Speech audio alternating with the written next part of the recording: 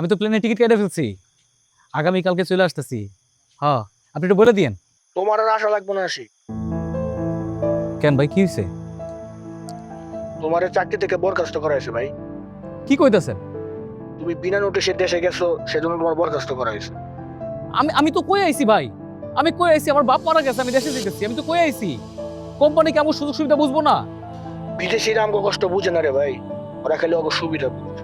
আচ্ছা রাখি রে ভাই, কাজে লেগে ডাকতেছে। কি হয়েছে? চাকরিটা গেছে গা, তাই না? আপনি চিন্তা করেন না তো, একটা না একটা ব্যবস্থা হয়ে যাইব। কোম্পানির লেগে এত পরিশ্রম করছি, মন দিয়া কাজ করছি, কিন্তু দেখো আমার বাপ মারা গেছে, আমি দেশে আইছি, আমার বরখাস্ত করে দিল।